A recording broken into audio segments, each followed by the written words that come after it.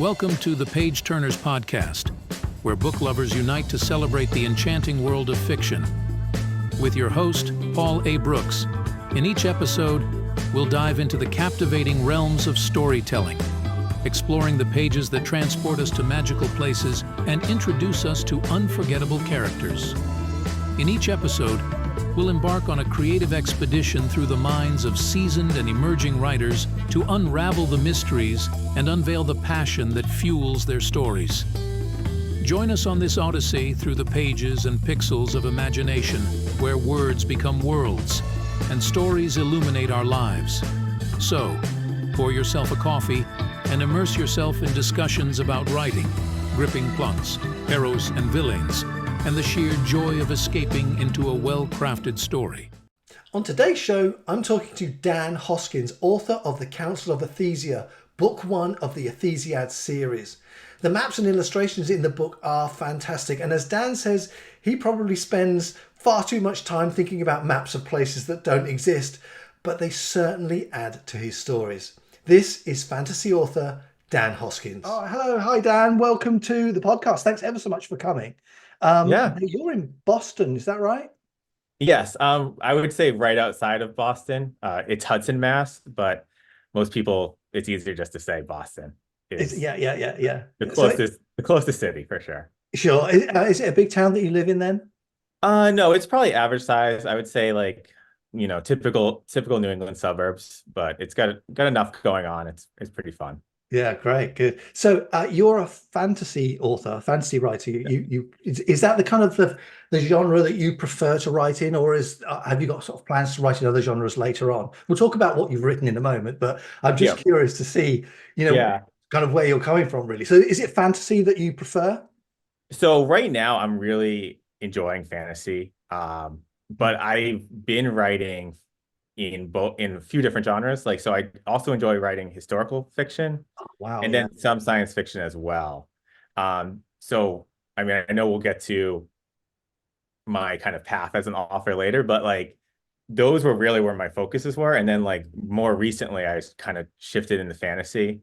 And right now I'm very much enjoying it. I really kind of like the aesthetics of it. The prose of it is really fun to write in, because you can kind of have fanciful words and these made up places and all of that. So for right now, it's been very fun to be writing in fantasy and everything like that. Eventually, maybe I'll shift back. I don't know. But those are other genres that interest me as well. Fantastic. So in terms of fantasy, do you find that your mind, how can I put it, kind of works in that sort of fantasy way, really, so you can construct the stories quite comfortably? Yeah, because I think fantasy was probably my first love, and then I was reading that all through high school, and then when I got to college, I ended up kind of shifting and reading more literary fiction and then historical fiction. Yeah. But that's always just kind of been there, I guess you could say. That's the foundation. So shifting into that was fairly easy. A lot of the conventions and archetypes were there. I have elves in my story. I'm very familiar. This is probably what that archetype of an elf would look like, and you can kind of bring it in pretty quickly. Yeah. It helps with world building in that sense. Excellent. So your book, the Council of Athyzia, that's pronounced right, isn't it? Good, I've got that one right. Yeah, that's good. Yeah, great. So that's very much. So there's a lot. I wouldn't say a lot, but it's a political fantasy. Would that be fair to say? Yeah, I think political fantasy is definitely the best way to describe it. I've also called it high fantasy, but the bend of it, where the main focus is politics. It follows this council that's coming after this very large war with the Dark Lord. It follows basically all the different realms and kingdoms that fought against him. Right. It follows them meeting to try to rebuild afterwards, and there's all these different alliances and shifting loyalties within those realms, and kind of political bargaining that's going on. Great stuff. Yeah. Like that. I'll get you to talk more about it shortly. But what Yeah. I'd like to Yeah. is, you kind of mentioned a few minutes ago that you had written in other genres as well, and you've done some other stuff. Could you kind of elaborate on that? What other work have you done? So nothing else has been published. This was all basically, it's funny. So like starting in high school, I had another idea for another book that was like the science fiction, historical fiction blend, that right now is sitting on the back burner. I would like to return to it at some point. But Yeah. basically, and like my mom jokes about this, because I wrote that for like 15 years, basically, just revising draft over and over. And that allowed me to both write in science fiction and then in like historical fiction. So there would be like all these like backstories of characters that were like essentially historical fiction that like I would like research like colonial America and have a character and their backstory would be that or World War II. So I would getting really good at like figuring out how to research, coming up with some things that I needed to insert, and then writing the narrative kind of around those points Wow. as well. So those were so it's basically the same book for a very long time, 15 years. But again, many revisions, starting it, stopping it, going to college, coming back to it, everything like that. So that kind of taught me how to write. So you've been a writer pretty much for a long time. Dedicated writing is more now, sort of more recent, but you've been a writer for a very long time. And Yeah. listening to what you've said about doing all your kind of research and that sort of stuff. I mean, for me, I write speculative fiction at the moment, which is quite simple. It's Google was my friend, really. With all Google is my friend as well. yeah, you've got to love Google, haven't you? Really. Yeah. So, essentially, how this book particularly now, how long did it take to write this one? I mean, is this the one you've kind of gone backwards and forwards to? So this is why my mom jokes about the other one taking me 15 years, because this one took me about 4 months for the first draft. Like Wow. Yeah. from the first set, from I knew the it. Yeah. like something about like just shifting to a new book, fresh. Like I was much looser with it because I didn't have Yeah. all the baggage of like trying to have been working on it for so long that once I started, I kind of just went. And so that was 4 months for the first draft. And there were a lot of edits and back and forth with, editors and beta readers and everything like that. Yeah. But yeah, so I think that first draft, like the main plot beats were definitely there and like the main character. So like it was interesting how quickly I was able to just kind of move through it. I'll say, wow, 4 months is really fast. That's really good. So, would you say then, did you have that kind of all plotted out? So, I suppose the question is, are you a plotter or a pantser, or So somewhere in between? yeah, so I definitely I think I fall definitely closer to the plotter. I like if I had to put a number on it, it's like probably 85% Mhm. plotter. Like Mhm. I have Excel spreadsheets for my plotting, so I think that if that doesn't make me a plotter, I don't know what would Yeah, at that yeah, point. Yeah, so like I usually have like I start out and I kind of just list things that can happen in it. Like it could be this plot twist where this person could do this thing, this thing, this thing, and then I start writing like these are the characters, and then I usually end up with like for each chapter, like maybe 3 or 4 bullet points of things that will happen, and yeah, then those chapters will shift around a lot. But then usually what I'll do is like I'll have a more detailed for the next 3 chapters I'm writing. Then I'll have a much more detailed like just bullet points like character X says this. Sometimes I even have like full dialogue, like almost like a script back and wow, forth, like yeah, with just the dialogue. And then you just have to fill it in like the dialogue tags were like, oh, he shrugged, or like different, like almost stage directional mm, things, mm, filling that in. So I have those three, like the next 3 chapters, like fairly flushed out, and then get to the end of that and then like reassess and get the next 3 chapters like set up basically. wow. That's what. Does Yeah. it make the manuscript, your actual manuscript, easier to write? Do you think going that way?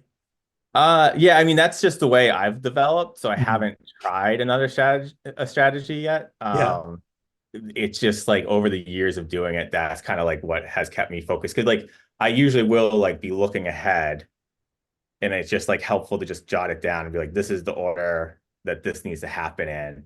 And also to like knowing like okay, in 5 chapters, this thing needs to happen. So you need to do like this little foreshadowing here. Like you need to tease it where like this character is going to become important. You haven't brought them up in 3 chapters. Like have them say something so that they stand out and the reader remembers that that character exists. Yeah. Basically.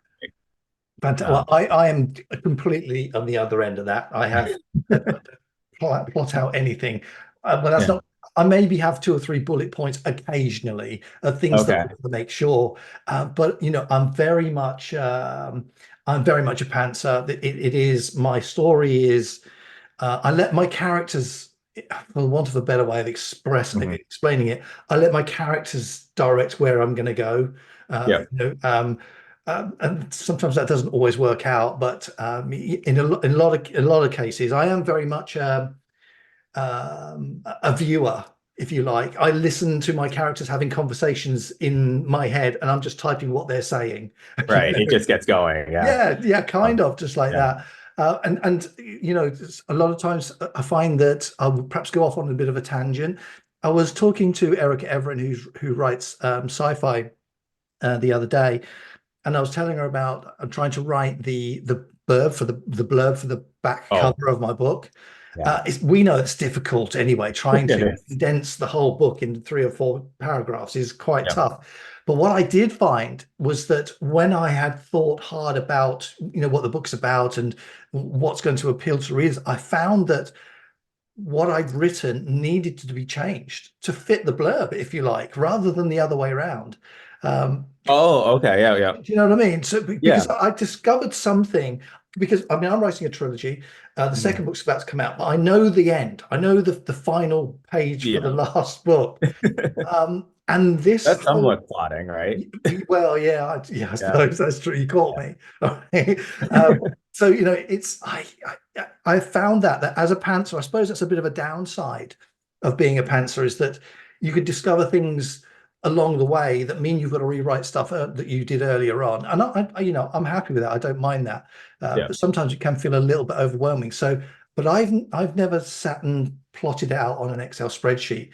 But I can see the appeal, and maybe it's something I will try, because when I edit, I do have a spreadsheet that's got all of the scenes and who's in it, what the point of the scene is, the turning points in it, and all of that sort of stuff. So I can track the story, if you like.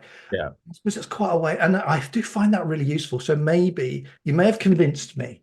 Okay, well, let me know if you do that. I mean, really cool. Absolutely. You might have to guide me through it, but it's the kind of you know, I can see where it could be really helpful. That's really good. But I've never spoken to somebody who's a plotter as deep as perhaps you are. Most of the people I speak to are sort of down the pantser end.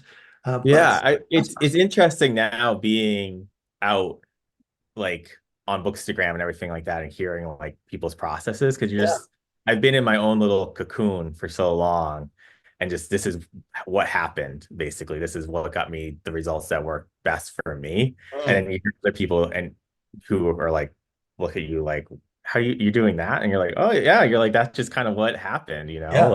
I found this kind of the most useful, basically. Yeah, that's really good. So 4 months to write it. Is that including all of the plotting, or is that? Yes, wow. I would say, the outline came together very quickly. It was very, very cool. So wow. So when you were writing it, the manuscript itself, did you have a kind of a daily goal in mind of a word count? Were you that structured? Or no, I was not that structured, and I'm definitely not that structured in terms of like how long it will take me, like, or anything like that. I don't want to give myself deadlines, because it will stress me out. So it was just like whatever I get done that night is what I get done, basically. And you're just you know, because it does seem daunting, right? Where you're like, you have this outline, you're like, I need to get through, and I need to get 130,000 words written, but you're going to do it 1,000 words at a time, or maybe 500 words at a time. And when you're in those 500 words, those are the most important words. And then you worry about the rest of it later, basically. I couldn't agree more, actually. So do you edit like me, I will Yeah, write, say, for today, for example, and tomorrow I'll edit what I've written today. Do you do something similar then, kind of go over that I way? do that. Yeah. So unless I have like a very specific scene or like description in mind, I can't just go from 0 to 60, like sit down with a blank page. So Yeah, what is helpful, and I guess this is also why the outline is helpful too, yeah, but what I will usually do is like go back to the last, like the night before, if I wrote 1,000 words, I'll edit that. And that basically like kind of like revs up the writing engine, whatever you want to call it. Because then that kind of is like you just start editing that. Maybe you rewrite something, tweak it, and then that kind of gets you going. And then you just kind of flows right into the next thing. yeah, Uh, yeah, and you can focus yourself to do the yeah. next 1,000 words. Yeah, you know, that's the kind of thing that's a lot of writers find hard to do, is to get that zoned in focus. Yeah. I spoke to Nick Snape, who writes sci-fi again, a while ago, and what he does is he will write and he will end his writing period with a kind of an angle, so that when he comes back to it, he can almost pick up exactly where he left off. So he hasn't got to sort of retune back into the story, if you like. It's already there for him, and that's a great way of doing it. Again, it's Yeah. something that I have done occasionally, not as much as I would like to do. But yeah, you know, that's a really good thing to do too. Yeah, to that point, it's like you go back, edit that, write the new thing, and then usually I run out of steam, but I still have a few ideas, so I jot those down. So it'll be like this moving like target of like edit that, put something new out, plan like a little bit ahead of time ahead. So That's brilliant. Yeah, that's really good. yeah. So, do you have any? What are you're reading at the moment? What are you reading at the moment? Are you reading some fantasy Um, stuff? I just started reading Armageddon by Leon Uris. Okay, I didn't know the term mood reader until I got on Bookstagram, but now that I do, I'm aware that I am a mood reader. right. So it's just like things will pop up and I'm like, oh, that does sound interesting. And that book is about like that's historical fiction, and that's about the end of World War II and like how basically they're partitioning Germany after the Allies take over, which Mhm. is very fascinating to me. But I was also reading The Kings by Jen Lyon, which is Okay. also very, very interesting. Mhm. I'm enjoying that. That's on hold. And then I want to read The Dragonbone Chair by Tad Williams. That's like next Mhm. on my list. I just that had that recommended to me. So as soon as that comes into the library, I'll probably start that. Yeah. So Do you find, have you, and the reason I ask is have you found that what you're reading has had an influence perhaps on the voice that you use in your writing? Yeah, like especially now, I think I'm a little bit more steady with like my own voice, and I'm always able to maintain that. Yeah. When I was younger, it would definitely be like whatever I was reading would almost like leach in like a good way Yeah. and influence it, but then it would make it like very inconsistent because it's like, Yeah. oh, you're reading this when you're writing that section, and now you're reading this, and you can kind of tell. Yeah. Uh, so like sometimes even like especially for like some of the fantasy and like magical realism bits, in my own writing, I'll read like Borges, Jorge Luis Borges, and just like read like two or three of his short stories, and then like it will somewhat influence me if I need to like write some like fanciful backstory. Yeah. And it'll give it like that nice flavor that I want. If like I'm not getting there. So And that's the thing, isn't it? You find, I mean, I'm the same. Neil Shusterman is one of my favorite authors. I love the Scythe trilogy that he's written. I love the way he writes, and I do find that, to use your word, his style does tend to bleach into mine a little bit. But yeah. I don't think that's necessarily a bad thing. I mean, obviously, No. I'm not writing the way that he does, although I'd be a New York bestseller as well. Yeah. But you know, the way he writes, I find very, very appealing, the way he writes his descriptions and things like that. So that, I mean, that's one of the reasons I asked. You know, a lot of people, you know, good writers are also good readers, and I think that, you know, you allow other people's style and voices to come into yours, which allows you to develop your own, and then you Yep. establish yourself as a writer. And I think that's natural. I think that's normal, and I Yeah. think it's a good thing, because you're Yeah. right. better. Yeah, it's very necessary. And it's like, oh, you pick up this, and I can see certain things that I do that I'm like, I know who that's kind of from, Yeah, basically. yeah. You know? But I think it's important. I think it's interesting that people can do that, and it allows you to grow more quickly as a writer. So I don't think when people say who what's your writing like, or who do you write like? Well, I write like me, but Yeah. Yeah. So look, let's talk about your book now. Let's talk Yeah. about the Council of Athyzia. Yeah. So give us, without giving too much away, give us an overview of it. And then we'll talk more about it once you've Yeah. made all that sort of stuff. That's what we want, the juicy bits, if you like. Okay. Yeah. So the main concept is that um like high fantasy, they usually have the Dark Lord character. Mm-hmm. In that character, who's called the Oseomancer, he's been defeated. He reigned like for a very long time, and it took all the different realms in this fantasy world coming together to really defeat him. And now that all this world is now united, they're saying, okay, we need to rebuild. So we're going to meet for this council to say, like, this is what we need to do to make our world better. But also, before he united us, we were always fighting among ourselves. Right. So, like, let's use this unity that we now have to build like a lasting peace and like just not have any wars for as long as we can. So they're going to use the council to basically bring up all these different topics that have been points of friction between them, and ideally come to some type of universal decision of like, let's not do this or not do that, to those degrees, and eventually breaks down that each member has a vote. So there'll be votes on some of these issues, and then it follows the main character. Her name is Navina, and she, the person who convenes the council is named Snorri, who's a mage.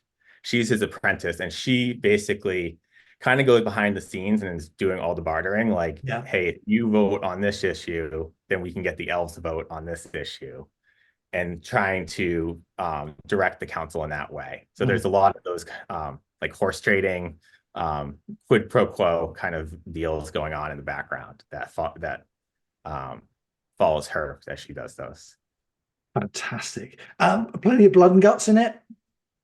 Not that much blood and guts in it, actually. Really? A lot of it is it is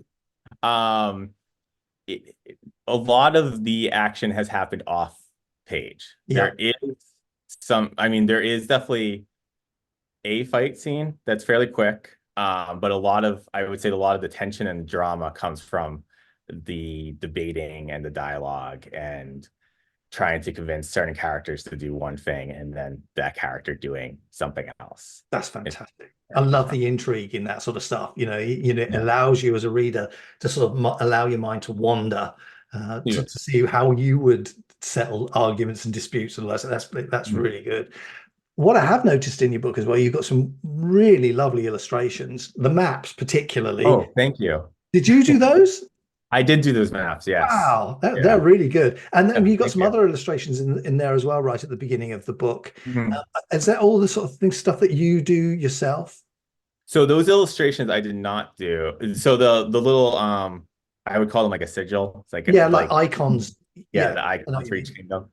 Yeah. Those I found on the internet, I was like able to get them like for a very small royalty to use. And I just knew because each kingdom, so there's 26 members of the council, and that functions almost as a dramatis personae, that I was like, I just need some other guide to help people because there are, several characters and they each represent a different kingdom or realm. So I was hoping with having those little icons that it would help connect you in your mind, like, oh, that's the kingdom with the boar, or the kingdom with the flame emblem. So that was my thought process there. Yeah. Oh, it really works. It really does. I've actually got it on this screen here, so you can't quite see it. But it's over there. What I did notice as well is that your chapters start with a verse. Yes. Is that something that you wrote yourself? I did write the epigraphs too. Yeah. So I had one because I have two books, right? Like two parts of it, and I was going to have an epigraph only at only 2 epigraphs at the start of both of those.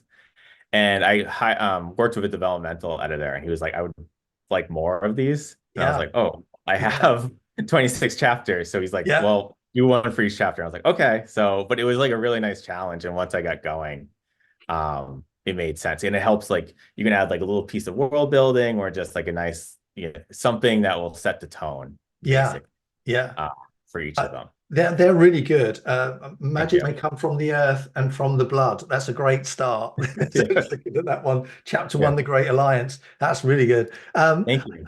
And I like those kind of things because you're right. They're a great way of putting in backstory without sort of using a big info dump, which Yeah. readers can get a little bit bored with. I mean, I did something similar myself that kind of set the backstory, if you like, from from the past, the middle, to the present, to the future, using the same sort of thing, because it adds.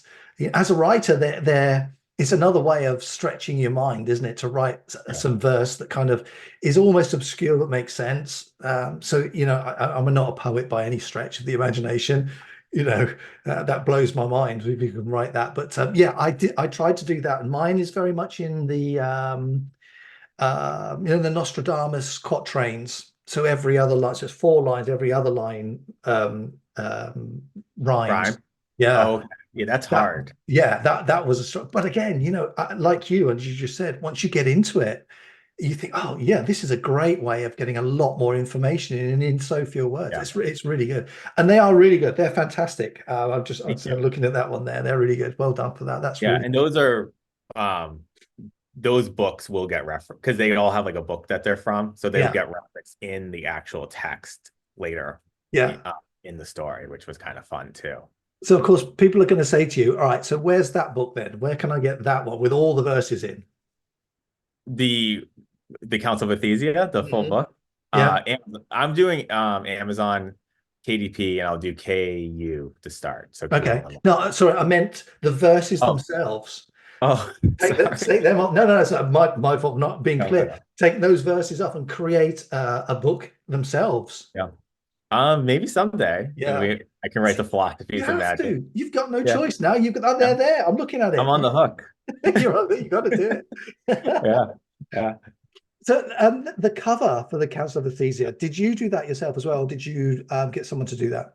No, that was a graphic designer. You've got the book there, haven't you? Let's have a quick Yes, look. I do have the book. There you go. Wow, look at that. Yeah, really nice. That's pretty good. That's cool.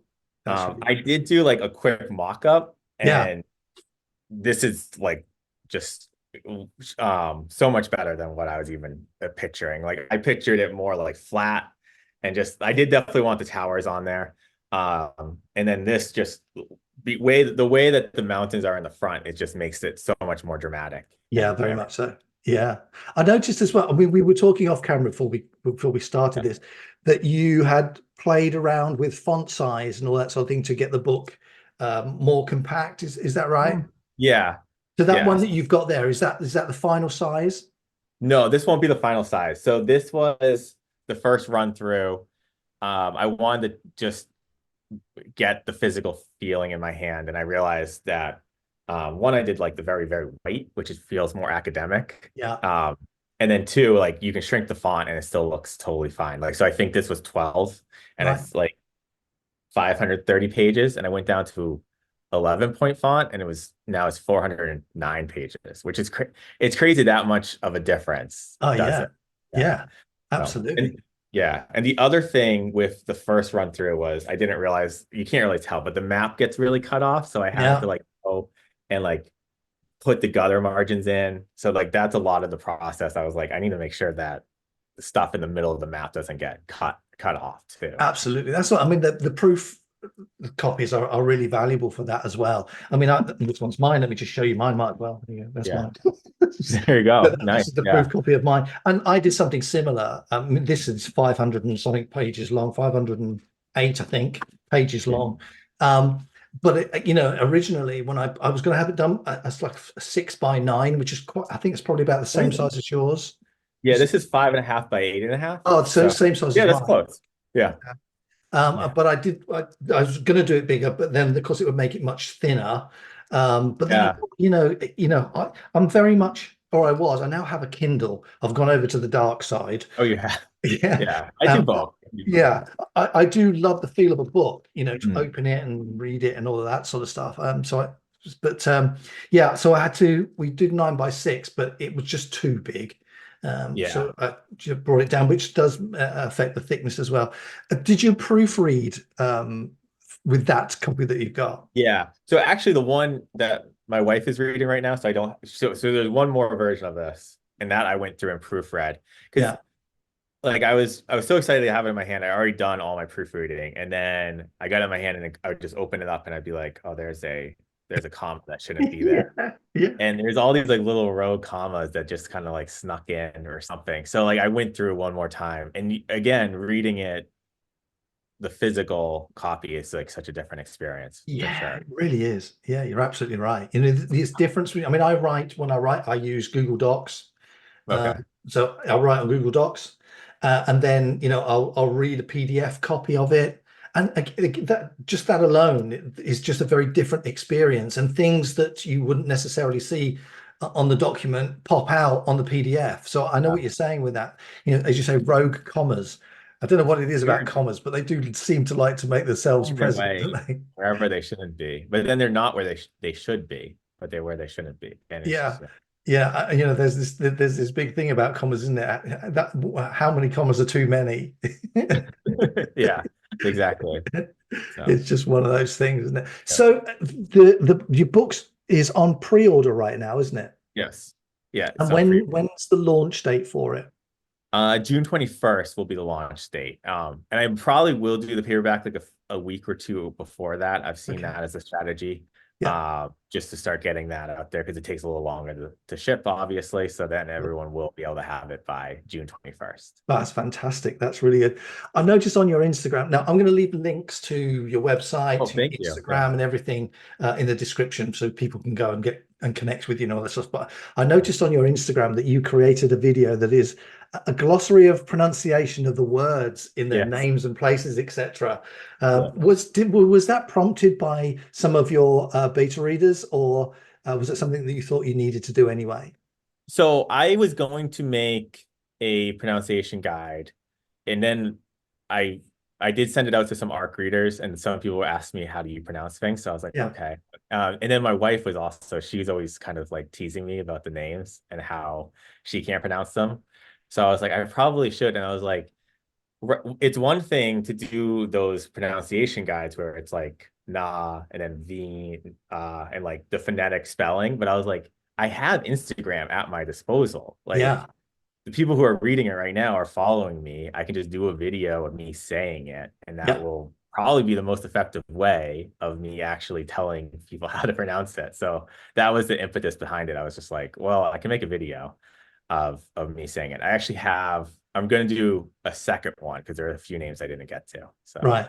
Yeah. I think it's a great thing to do. And I was going to ask you, where do you come up with your names for your places and your character names? Again, are they influenced by somebody else or something else, I should say, or do they just come to you?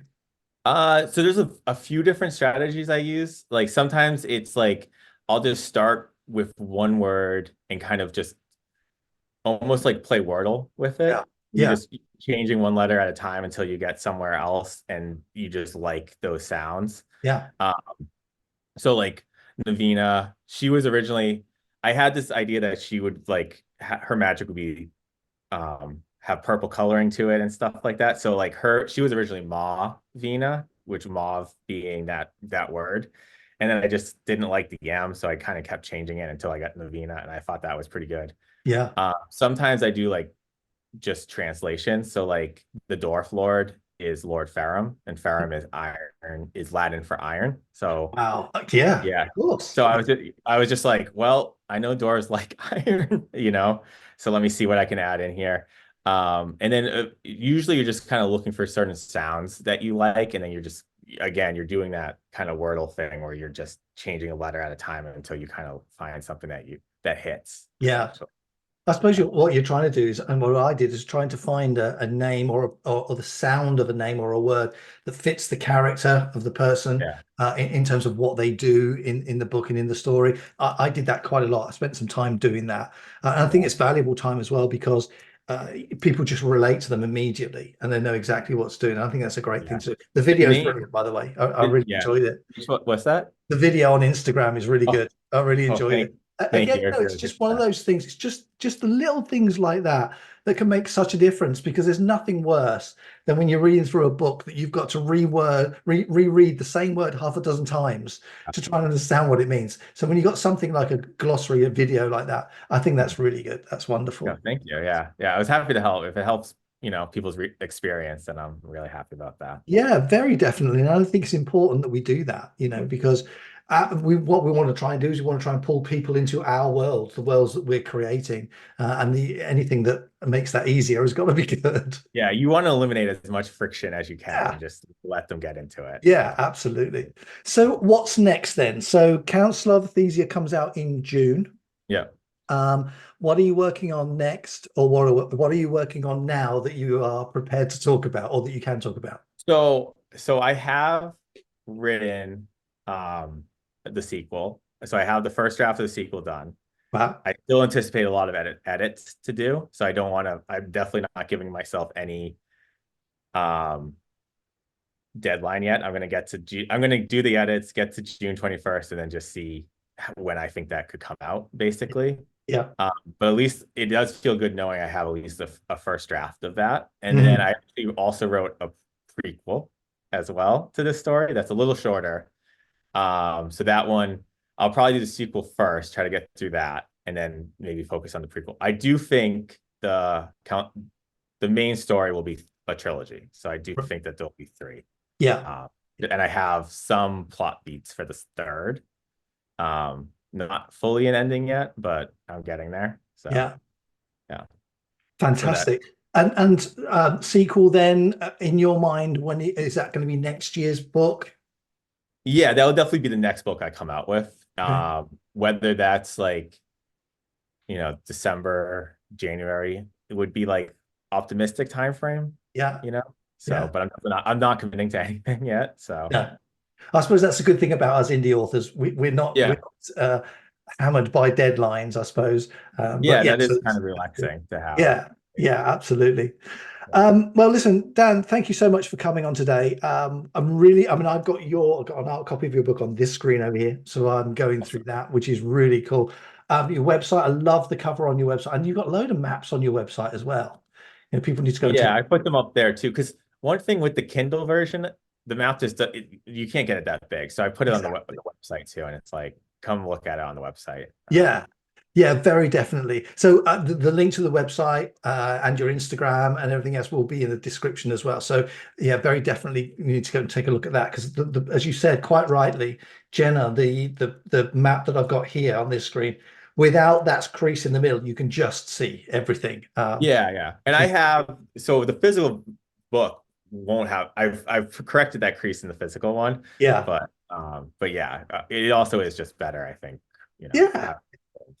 Yeah, it's a lovely picture. It's a nice illustration. Have you got it on your wall yet? I do, actually. You've got to have it on your wall. I do. Do you want to see it on my wall? Yeah, let's see it. There it is. There it is. Yeah, brilliant. I had to do it. And then I did that. Sorry, I'm going to fully. Oh, that's really nice. There you go. Yeah. Oh, that's wonderful. You've got to have that. That's really good. Because it's not easy to write a book, and you need to give yourself a pat on the back for doing that. It's one of those. This was my kind of, I guess, reward for myself. So. That's wonderful. That's really good. So Dan, listen, thank you so much for coming on today. It's been a real pleasure speaking to you. When you've got your next books out or when you've got a date for the next one, let me know. We'll have you come back on and I'd love that. More about it. And that's great. So thank you very much and enjoy the rest of your day. And we'll speak again soon. I really appreciate it. It was very, very fun talking with you. So you're welcome. Thanks, Dan. See you soon. Bye-bye. Bye. Thank you for joining us on another captivating episode of the Page Turnerz podcast. We hope you enjoyed delving into the pages with us, discovering new stories, and revisiting beloved classics. If you're as passionate about books as we are, don't forget to subscribe to our podcast and leave a review. Your feedback keeps us bringing you fascinating discussions, author interviews, and book recommendations. Remember, the adventure never ends when you have a book in hand.